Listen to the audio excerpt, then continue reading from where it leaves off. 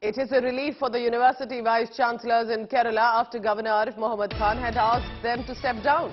Kerala High Court, at a late-night hearing, has said the vice chancellors of 8 universities can continue in their respective positions and they can be removed only after a due procedure has been followed. That's the big news coming in. Let's quickly go across to KG Shibimol for the latest on that.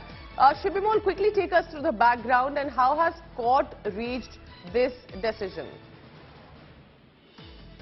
Well, Pooja, the High Court in a special sitting yesterday said that all the VCs of these universities can continue until the final order has been passed by the Chancellor, who is the Governor. So a show-cause notice was issued to the VCs yesterday. They were asked to submit an explanation on why they should not be removed by November 3rd.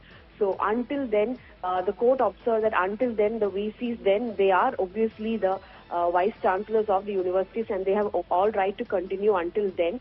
In fact, all the interpretations or all the arguments put forward by the council will be considered after November 3rd is what the High Court has said. As of now, they can continue is what the High Court finally said.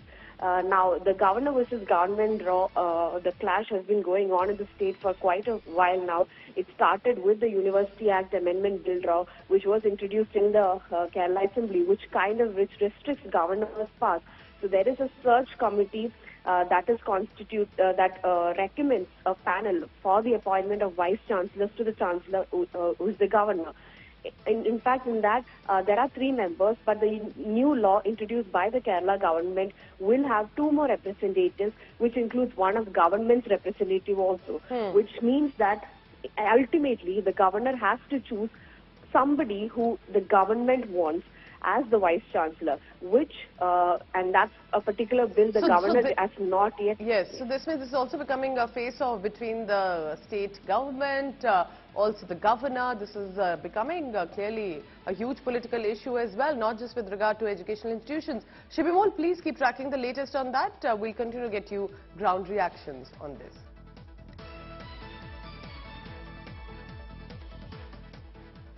So here's what's happened. This is another mega showdown between Kerala Chief Minister Pinarayi Vijayan and Governor Arif Mohammed Khan. Now, the governor ordered that the Vice Chancellor of 9 universities, state university, to immediately resign, claiming their appointment have violated UGC guidelines. But Kerala Chief Minister Pinarayi Vijayan countered this order, asking the Vice Chancellors to stay put. The Chief Minister is claiming the governor is acting on orders of the Sangh Parivar and is waging war against Kerala state universities.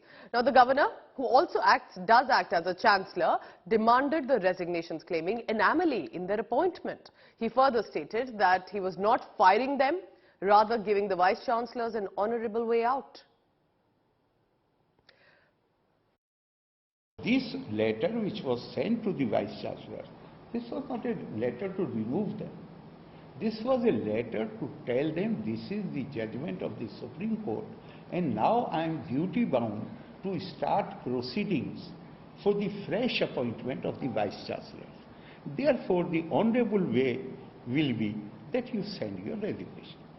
They have refused and papers have reported. Now it has become clear that whose instructions Vice Chancellors follow. Papers have said today that LDF has given them instructions not to resign.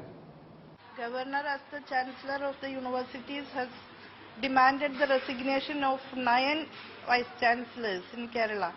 This is highly deplorable because this will make the universities headless and this will create obstacles in their path.